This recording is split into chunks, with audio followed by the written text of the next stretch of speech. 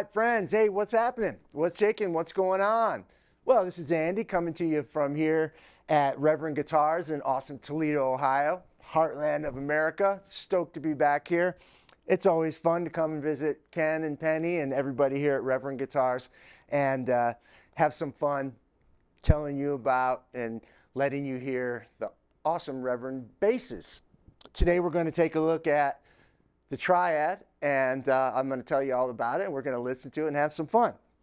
First of all, it gets its name because it has 3 pickups. It's pretty obvious. What's cool about this 3 pickup scenario is that you have a 5-position pickup selector, and you can select just the bridge pickup, bridge and middle, middle alone, middle and neck, and just the neck. You have a volume control and a passive tone control.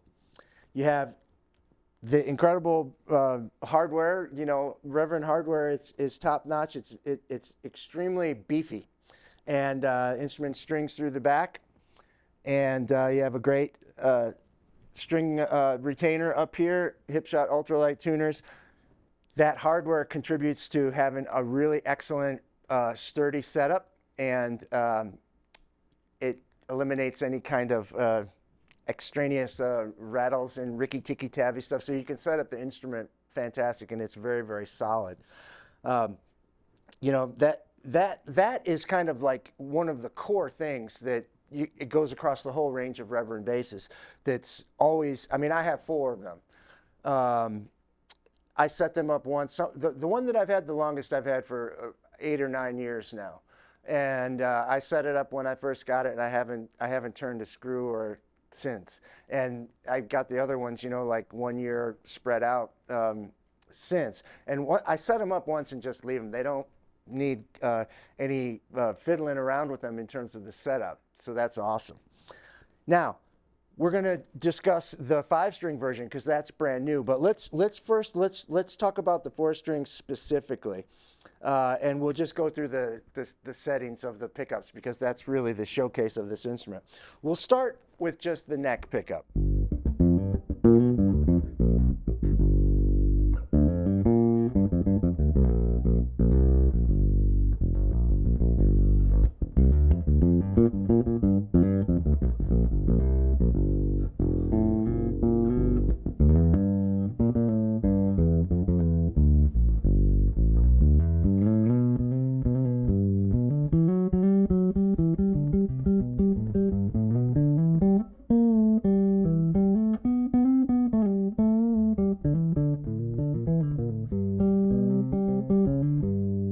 It's so in focus, you know what I mean? It's so like clear and rich and robust and in focus. And oh, what I should mention before we go any farther is how we're recording the bass. I have 2 amplifiers going. I have this Aguilar tone hammer rig and a Heritage SVT all tube.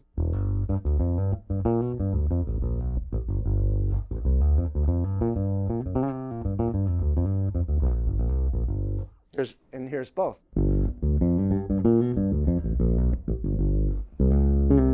And this is just a really cool way to demo a bass, you know, having 2 distinctly different amplifiers and being able to have them both mic'd and both going into the recording apparatus and then being able to blend the 2.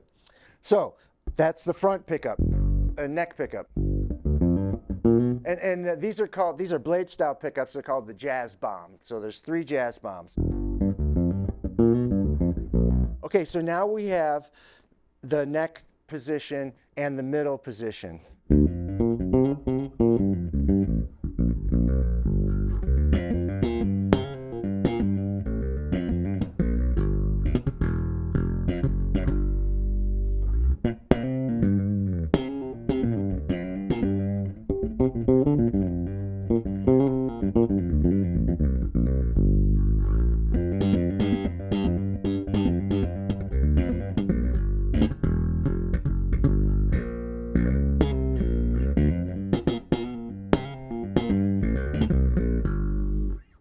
because of the nature of the little bit of like scoop that happens when you use two single coil pickups that are at the same volume, it creates a great slap sound. It just automatically does that. You know, slightly scoop mid-range. And now we're going to go to just the middle pickup, the middle jazz bomb all by itself.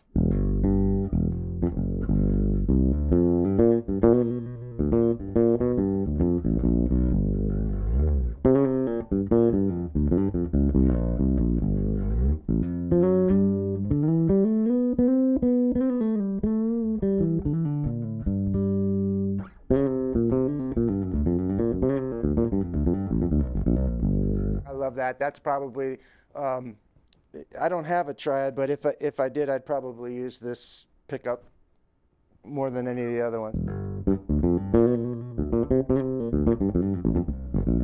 Because it's all there. When I say it's all there, meaning it's fat and round enough, but it has enough bark and bite and articulation, you know, just kind of in a very focused way, it's kind of all there.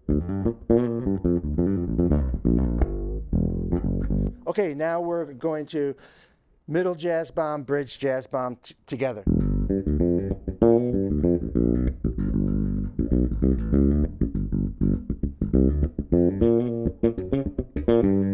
All right, now we'll go to the middle position, jazz bomb, and the bridge together.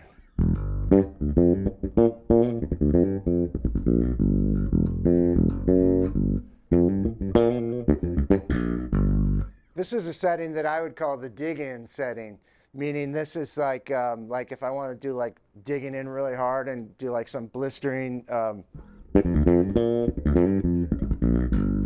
where I want to like grind on the fingerboard and get some fretboard influence going on.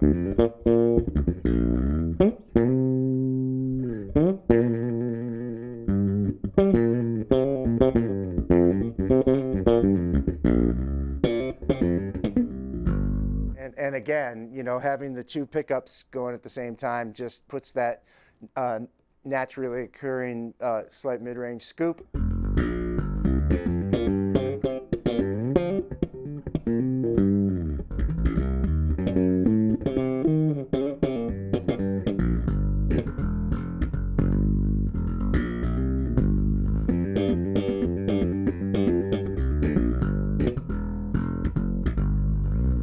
Yeah, and it just, you know, kind of, it screams to be slapped.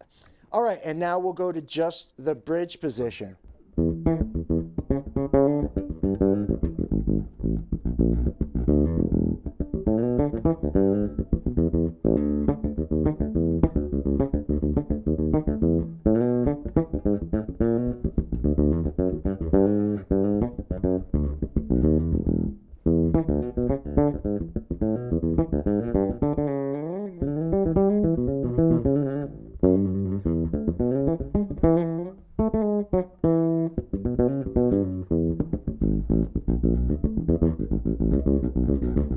I mean, that screams the Jocko burpee Jocko jazz bass thing.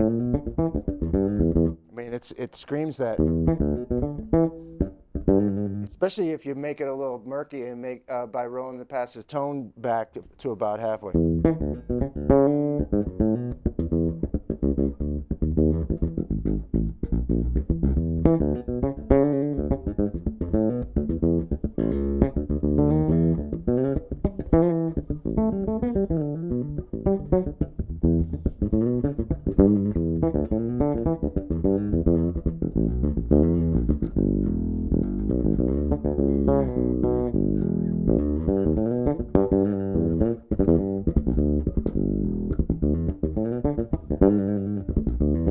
I mean, that's a sound that, you know, I don't really use it that much live, but I love just, you know, messing around with it. Occasionally I'll use that sound live, but for some reason when I'm practicing, I love it, you know.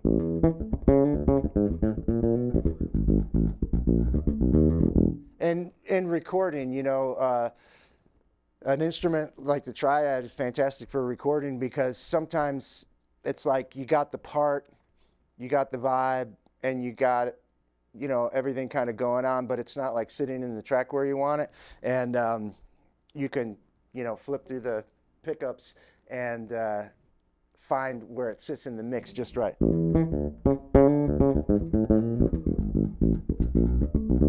And a soloed J-style pickup all the way back at the bridge sometimes is ideal in terms of the way that it lays in the track just right.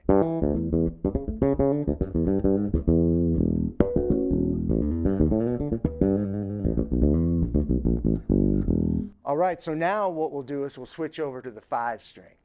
All right, so now I've switched over to the 5-string Triad. This is brand new for this year, and it hadn't been offered before. It's on a 4/1 headstock, and it's 34 scale.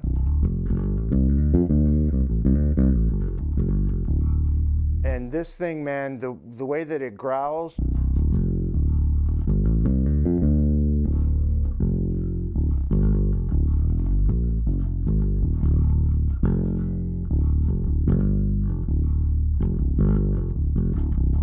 man, it is just freaking sinister.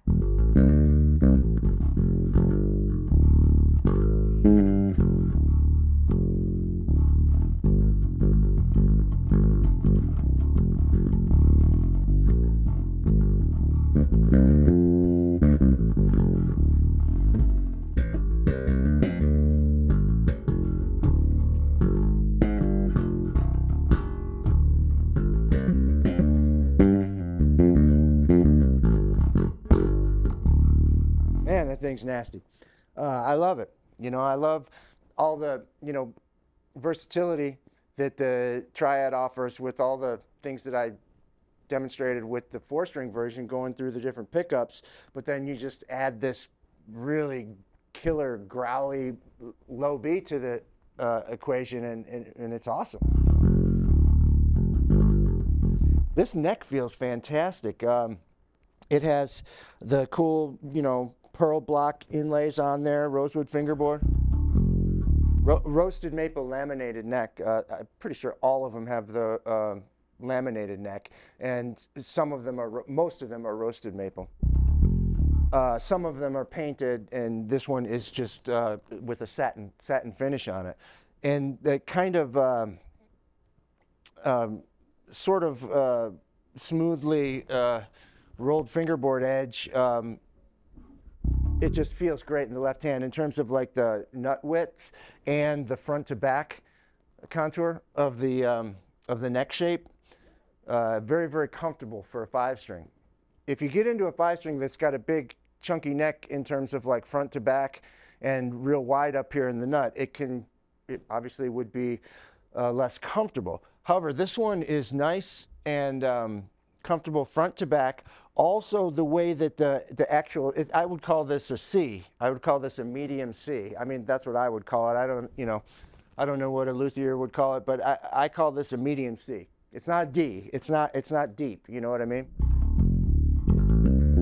So when it comes to a 5-string, I believe that that's one of the most key determining factors of whether it's going to really feel comfortable to play or not. Is having the nut width and the front to back contour of the neck shape, nice and cozy, let's just say. And that's the way this neck feels. It feels warm.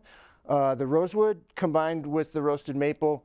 Roasted maple is kind of petrified in a way, and sometimes it feels really, really hard to me, you know what I mean? However, with the Reverend basses, the way that they satin finish them, the roasted maple feels warm. It feels cozy. And that's something special that I don't always find with roasted maple.